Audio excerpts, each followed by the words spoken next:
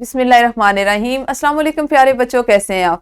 یقیناً ٹھیک ہوں گے، تندرست ہوں گے۔ پیارے بچوں، آپ جانتے ہیں ہم پڑھ رہے ہیں اردو اور جماعت ہے ہماری پنجم، اور اس میں ہم نے اپنے جس سبق کو آج پڑھنا ہے وہ ہے قلعہ روہتاس، اور اس کو ہم چھٹے حصے میں چونکہ پڑھنے جا رہے ہیں تو سبق نمبر 6.6۔ آج کے سبق میں شامل حاصل تعلم ہوگا اردو کے فروغ کے لیے جدید ذرائع ابلاغ، T V, mobile phone, tablet, computer, laptop وغیرہ کا استعمال کر سکیں۔ سبق کا اسلامی نقطہ نظر دیکھ لیتے ہیں۔ وَمَال حیات الدنیا الا متاع الغرور، اور دنیا کی زندگی تو صرف دھوکے کا سامان ہے۔ بے شک دنیا ایسی چیز نہیں ہے، دنیا کی زندگی ایسی چیز نہیں جہاں پہ دل لگایا جائے اور اس کو مستقل بنیادوں پر سمجھا جائے اور اس کو اپنا مستقل ٹھکانہ سمجھا جائے، بلکہ اس کو ایک امتحان کی جگہ سمجھا جائے جہاں پہ آپ نے پورا سال پڑھنا ہے، محنت کرنی ہے، اور اس کا نتیجہ آپ کو اگلے جہان میں، اگلی زندگی میں ملے گا۔ سورہ آل عمران کی آیت نمبر 185 ہے یہ، جس کو ہم نے ابھی سیکھا۔ سب سے پہلے ہم کریں گے دہرائی۔ آپ نے چونکہ سبق قلعہ روہتاس جو اس کو مکمل کر لیا ہے، ہم اس کو پڑھ چکے ہیں، اس کو سمجھ چکے ہیں، اس پر ہم مختلف سرگرمیاں جیسے مضمون لکھنا، اپنے خیالات کا اظہار کرنا بھی کر چکے ہیں۔ تو اب آپ نے زبانی جلدی سے 5 سے 7 جملوں میں اس کے جو اہم نکات ہیں پورے مکمل سبق کے، وہ جلدی سے بتانے، ٹھیک ہے؟ ویڈیو کو روکیے اور یہ 5 سے 7 نکات میں سبق کی جو اہمیت ہے یا اس کی جو خصوصیت ہے یا اس کی جو انفرادیت ہے، آپ نے کیا سیکھا وہ بتانا ہے، ٹھیک ہے؟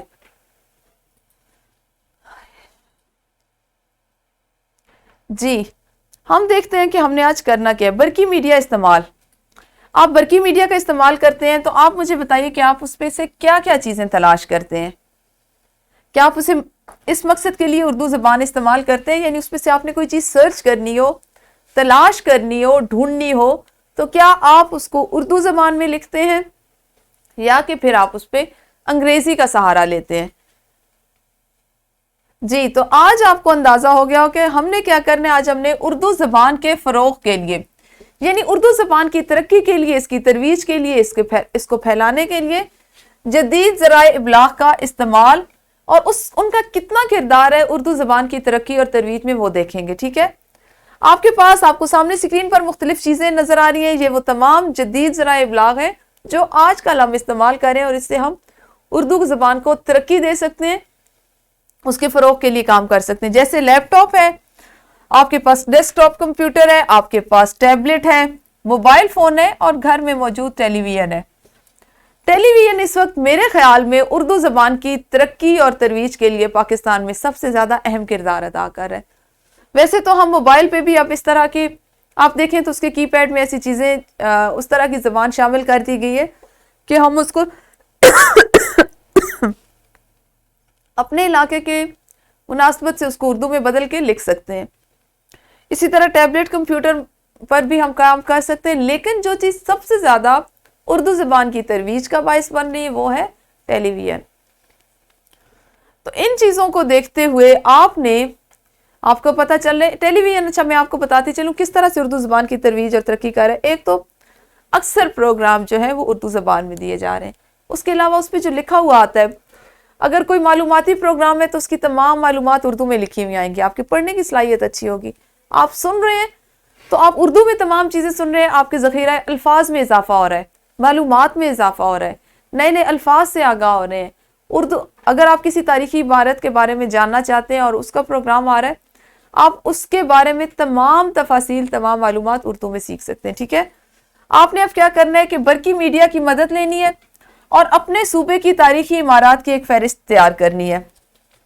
آج کا آپ کا جو سبق ہے یہ مکمل طور پر بہتر ہوگا کہ اس کو آپ کمپیوٹر لیب جا کر کریں، کیونکہ آپ کو بار بار، آج ہم جدید ذرائع ابلاغ اور برقی میڈیا کے بارے میں سیکھ رہے ہیں، اس پر سے ہم ان کا استعمال کرتے اردو زبان کی ترقی کے لیے جو چیزیں کی جا سکتی ہیں یا اس سے متعلق جس طرح کیا جا سکتا ہے وہ سرگرمیاں کریں، تو بہتر ہے کہ آپ کمپیوٹر لیب جائیے اور وہاں جا کر اس سرگرمی کو مکمل کیجیے، اور اس کے بعد بھی وہیں پہ رکیے تاکہ ہم باقی کام بھی وہاں آسانی سے کر سکیں۔ تو ویڈیو کو روکیے اور جلدی سے انفرادی سرگرمی کیجیے۔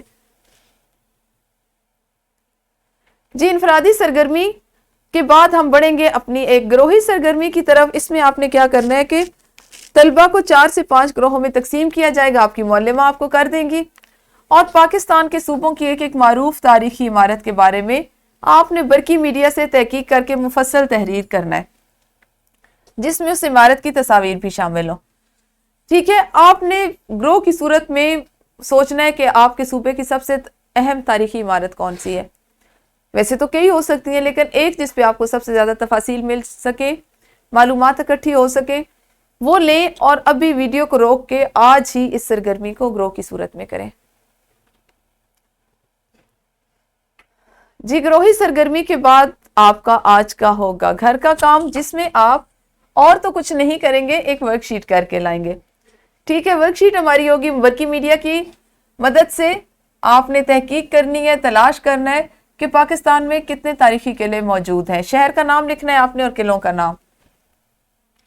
دوسرا سوال آپ کریں گے کہ آپ کی کتاب میں علامہ اقبال کی ایک نظم پرندے کی فریاد شامل ہے، آپ نے برقی میڈیا سے ان کی کتاب بانگ درا کو تلاش کرنا ہے، اس کو کھولنا ہے اپنے لیپ ٹاپ یا موبائل پر، اور اس میں موجود بچوں کے لیے لکھی گئی تمام نظموں کے نام لکھنے ہیں۔ بانگ درا میں علامہ اقبال کی جن نظموں کے نام دیے گئے، جو نظمیں شامل کی گئی ہیں، وہ آپ نے یہاں پر ان کے نام لکھنے ہیں۔ ٹھیک ہے، اس کے علاوہ آپ ایک عملی منصوبہ کریں گے، کیونکہ یہ ہمارا آخری سبق ہے، تو عملی منصوبہ آپ کا کچھ اس طرح سے ہوگا کہ ذرائع ابلاغ کی مدد سے آپ نے ویڈیو دیکھنی ہے اور قلعہ روہتاس کی فصیل کی ضرورت اور اہمیت فن تعمیر کے حوالے سے بیان کرنی ہے۔ مضمون کی صورت میں لکھیں گے، لکھنے کا طریقہ یہ ہوگا کہ آپ سب سے اوپر قلعہ روہتاس کی کوشش کریں کہ بیرونی تصویر جس میں اس کی فصیل واضح ہو وہ لیں اور چسپاں کریں۔ کمپیوٹر شیٹ پر آپ نے اس کو کرنا ہے، اور اس کے بعد قلعہ روہتاس کی فصیل کی ضرورت اور اہمیت کیوں محسوس کی گئی، اس کو آپ نے لکھ کر لانا ہے، اس کمپیوٹر شیٹ پر کریں۔ یہ عملی منصوبہ کچھ زیادہ مشکل نہیں ہے، زیادہ وقت نہیں لے گا آپ کا، 1 سے 2 دن کی تحقیق اور تلاش سے یہ مکمل ہو سکتا ہے۔ ٹھیک ہے، تو یہ ہمارا سبق جو چھٹا سبق تھا یہ آج مکمل ہوا۔ کل انشاءاللہ اپنی 5ویں کے 7ویں سبق کے ساتھ ملیں گے، اس وقت تک اپنا خیال رکھیے گا۔ اللہ حافظ، شکریہ۔